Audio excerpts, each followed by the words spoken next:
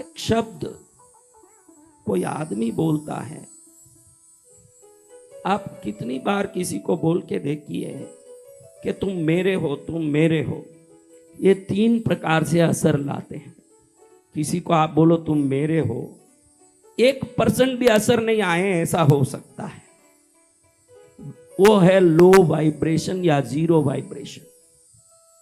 किसी को बोलो तुम मेरे हो, उसको दिल में खुशी हो जाए, वो मीडियम वाइब्रेशन है। किसी को बोलो तुम मेरे हो और पागल हो जाएं। आप देखो कितने इस धरती में हुए हैं। मार्टिन लूथर किंग को लीजिए आप, जूनियर मार्टिन लूथर किंग एक भाषण देता था तो पूरी दुनिया उसके पीछे पागल होके खड़ी हो जाती थी। कुछ भाषणकारों के भाषण सुनिए, उन भाषण के शब्द इतने साधारण हैं, उस भाषण का तत्व एकदम हर किसी के दिमाग में से प्रकट हो सके उतने ही तरंग रखते हैं।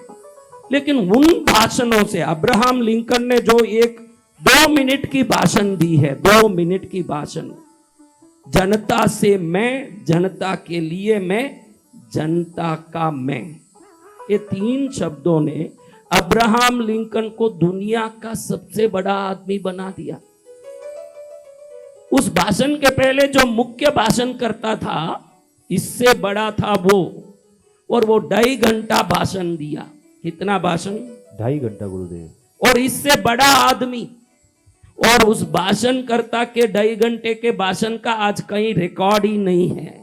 और अब्राहम लिंकन उसके बाद खड़े होके 2 मिनट के एक भाषण में जनता का मैं, जनता से मैं, जनता के लिए मैं, ये शब्द जोड़ के एक 2 मिनट का भाषण दिया।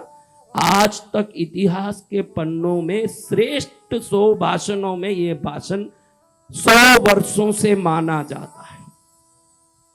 आप ध्यान रखना, आप इस संसार में कुछ करने आए हो तो आपके अंदर करने की आग और उसको कर पाने का आकर्षण दोनों होना चाहिए। 90% लोगों के पास आकर्षण ही नहीं है, तो 99% लोगों के पास आग ही नहीं है। आप बोलोगे हमारे में तो आग है। मैं मानता हूं कि आप उबलते तो हो, लेकिन कोई पानी 100 डिग्री में नहीं पहुंचेगा तो क्या बाफ बन पाएगा महाराज? बन पाएगा?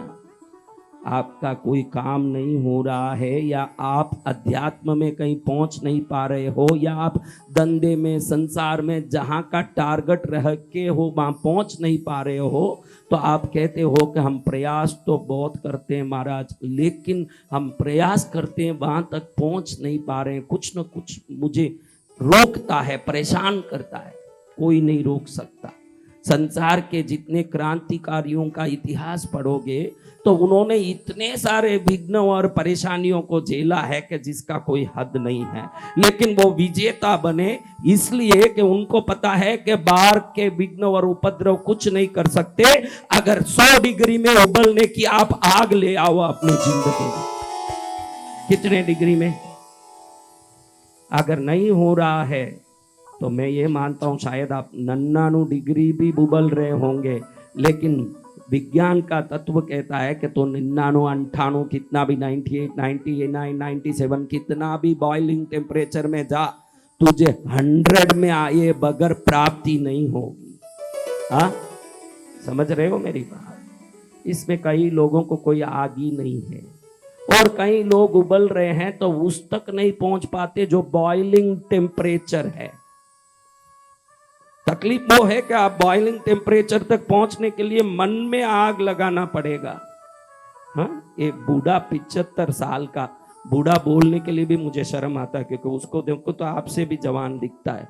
भारत में एक इलेक्शन के पहले 200 से ज्यादा रैली पूरा दिन घूम के कर सकता है, और हम 2 घंटा काम करके थक जाते हैं, और तीसरी बार वो प्रधानमंत्री बन के दिखा देता है कि मेरा बॉइलिंग टेम्परेचर कितना है, देखो दुनिया को दिखाता है।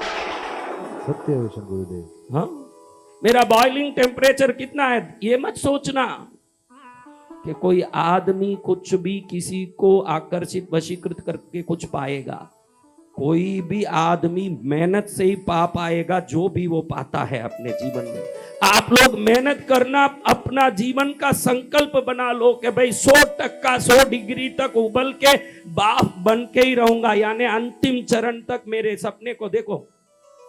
जो नींद में सपने लेते हो ना कि मेरे को नींद में बहुत सपने आते हैं कि मैं ये बन जाऊं, सोना दिखता है, घड़ा दिखता है। कई लोग बोलते हैं महाराज सपने में घड़ी घड़ी घड़ा दिखता है, कोई धन निकल सकता है क्या? मैं बोलता हूं मूर्ख, जो नींद में सपना देखता है वो सपना है, जो जागृत सपना देखता है वही जीवन में कुछ प्राप्त कर सकता है। जगे हुए ही सपना देख के भाई मुझे ये करके ही रहना है, मुझे ये पाक के ही रहना है, जब जगे हुए ही जाग जाएगा तेरा जीवन विजेता के पद को प्राप्त कर लेगा, वरना पॉसिबल नहीं। आपको उबलना पड़ेगा। क्या करना पड़ेगा? वो है नहीं मन में। कहीं अभी हमारी लीला जैसी बोलेगी कि मैं तो हाउस वाइफ हूं, अपने लिए विकल्प ढूंढो। मेरी बेटी काम करती है, मेरा बेटा काम करता है, मेरे पति काम करते हैं, वो सब काम करते हैं।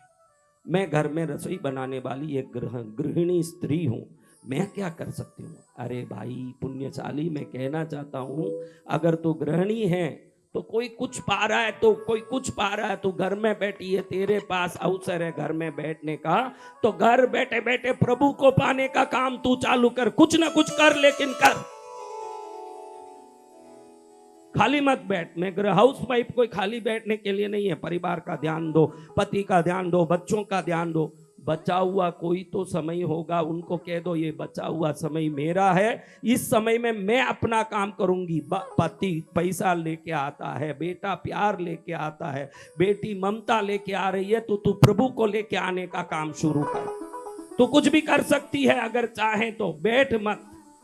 अगर ज्यादा समय है, हाउस वाइफ हूं, मुझे ज्यादा समय है, आ जा कृष्णगिरी में, गुरु के चरण में रह। जो जिंदगी में कहीं भी नहीं मिला वो सुख ईश्वर के घर में जरूर मिलेगा। जिसको जहां नहीं मिला मिला हो। ईश्वर का घर सुख देने के लिए ही बना है। दुकानें चीज देने के लिए बनी है, दुकानें चीज देने के लिए बनी है, होटल भोजन देने के लिए बना है, लॉज आपको रहने की सुविधा देने के लिए बने हैं। तो सनातन धर्म में मंदिर और मठ आपको जो सुख को ढूंढ के संसार में भटक रहे हो, ये सुख यही मिलेगा, ये चेतना देने के लिए बने। जय गुरुदेव।